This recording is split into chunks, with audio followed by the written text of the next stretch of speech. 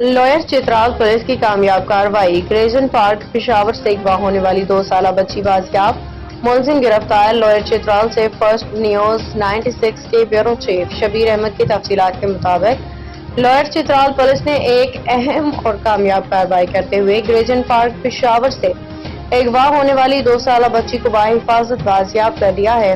Report کے مطابق assistant سب inspector بشارت اللہ اپنی ٹیم کے ہمراہ معمول کی گشت پہ تھے جب انہیں دیر اڈا درویش کے مقام پہ ایک مشکوک شخص زیارت گل بلد آدم خان سکنہ لنڈی بمیل ایک چھوٹی بچی کے ہمراہ مشکوک حالت میں نظر آیا۔ پولیس نے بروقت کارروائی کرتے ہوئے مشکوک شخص کو حراست میں لے کے ابتدائی تفتیش شروع کر دی۔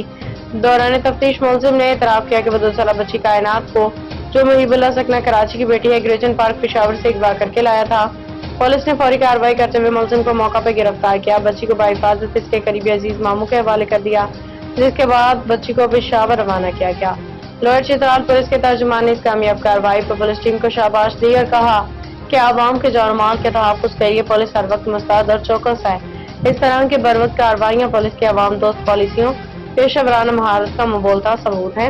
District police officer D P O lower Chitral نے بھی اسسٹنٹ سب انسپکٹر بشارت اللہ ان کی ٹیم کو خراج تحسین پیش کیا، کہا کہ چترال پولیس مستقبل میں بھی اسی جذبے اور فرد شناسی کے ساتھ عوام کی خدمت جاری رکھے گی۔